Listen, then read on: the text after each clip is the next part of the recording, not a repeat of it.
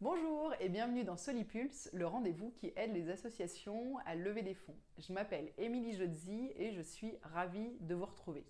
Aujourd'hui, je vous partage une petite anecdote. Je suis en train d'échanger avec un autre fundraiser, donc une autre personne qui lève des fonds en association, et on discute de mécénat culturel.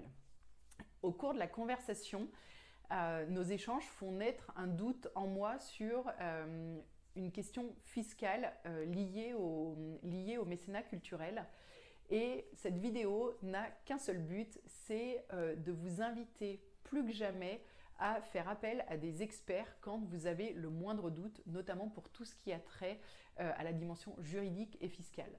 Personnellement, moi, c'est ce que j'ai fait. Je suis rentrée chez moi et j'ai appelé l'experte l'avocate avec qui je travaille pour toutes les questions juridiques et fiscales afin de savoir si ma position était la bonne ou pas. Et c'est vraiment quelque chose que je vous invite à faire absolument parce que, déjà, ça évite de dire des bêtises, ce qui est quand même plutôt positif. Et surtout, ça vous permet d'avancer en toute confiance, en étant vraiment à l'aise avec ce que vous dites. Et ça n'a pas de prix. Parce que déjà, ça vous évite de faire des bêtises, ce qui est toujours intéressant.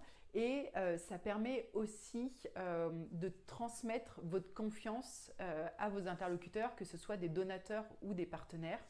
Ils savent, ils sentent que vous maîtrisez complètement le sujet, que vous êtes sûr de ce que vous dites, et donc ça ne fera que les rassurer et développer le capital confiance qu'ils pourront avoir en vous et en votre organisation. Donc voilà, peut-être que j'enfonce royalement des portes ouvertes aujourd'hui et que vous avez déjà...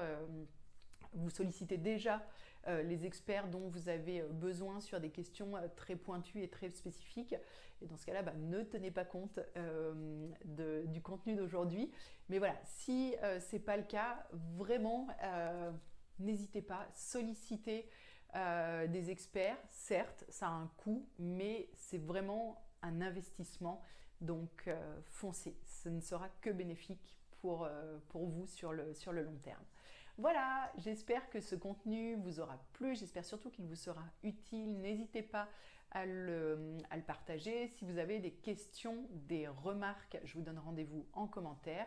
Et sinon, je vous dis à la semaine prochaine. Prenez soin de vous, à bientôt.